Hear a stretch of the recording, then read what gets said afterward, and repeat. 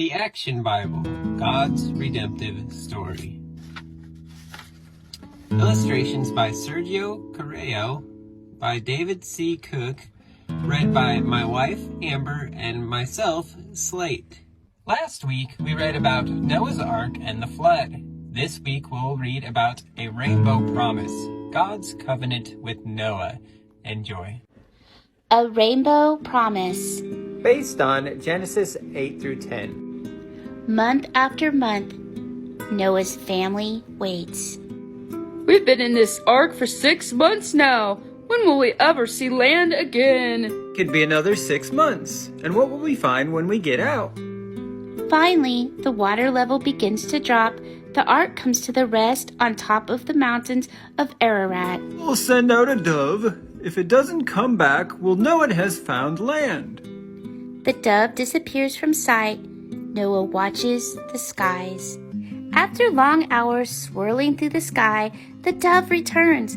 A few days later, Noah again sends out a dove, and again it returns. Olive branch. That means some land must be dry again. 7 days later, Noah sends out a dove for the third time. This time, the bird does not return. It has found a place to nest. Noah and his family are anxious to leave the ark. They look every day for signs of dry land.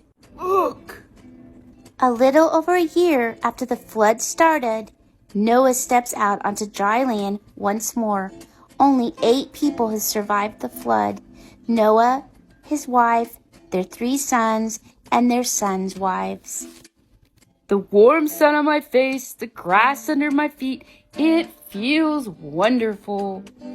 Oh, ground, how I've missed you! Everything evil is gone. Through us, God is giving human beings a new start. We must obey God and teach everyone who follows us to obey. The first thing Noah does is build an altar. He thanks God for his care and asks God's guidance to help the family make a new start. Then God makes a new wonder in the sky. A rainbow!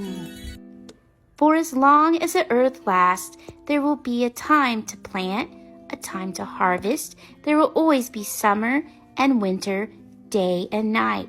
But never again will a flood destroy the whole earth. It's beautiful. God is good. What a promise. Whenever people see a rainbow, they'll remember God's promise that a flood will never destroy the whole earth again. In the years after the flood, Noah's sons Shem, Ham, and Japheth and their families moved down to the river valleys. Their families grow larger. In time, the mountains and plains are dotted with the tents of shepherd tribesmen and the rich rivered valleys with growing cities. To be continued.